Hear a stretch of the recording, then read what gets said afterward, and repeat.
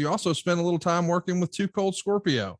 As a fan, I thought he was way ahead of his time in 92. What was your perception of him as a performer, Dallas?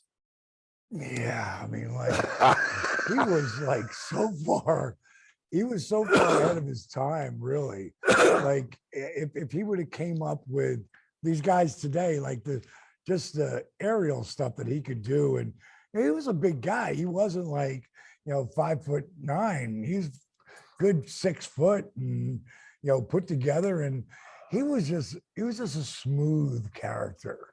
He was smooth, man. And, maybe too smooth. Yeah, I don't know about that. I think he was, all around. He was fun to work with in the ring.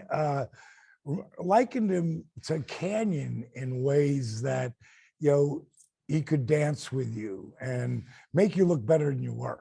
So that's the art. I think I learned it sometime from Jake. Jake used to say, "Don't make people look too good because then that's going to be your job." No, but it's always good to build your opponent, though. Yeah. Because if you build your opponent, if you get beat, you got beat by somebody that's pretty damn good. But if you go out there and make your opponent look like crap, then you got beat by nobody. Right. That's one thing Bill Watts taught me. Damn it. Never expose your opponent's weakness.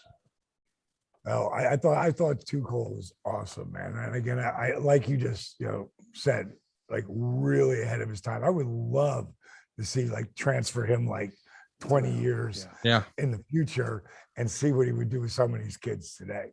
Because he was working at a spot that he was at the highest level of working that style. These guys today are doing shit that like I don't know how there's not been 40 broken necks. There's going to be a lot of residual, pain. A lot of wheelchairs coming. Yeah, there's a lot of wheelchairs coming because it's just you can't. You're a human being. Your body can only take so much. And I'll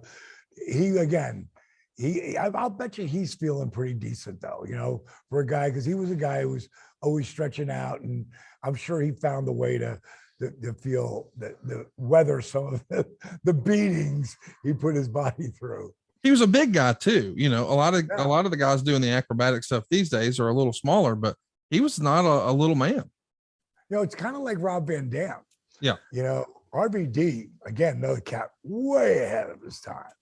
And RVD is a solid 230, 235. He's a big guy.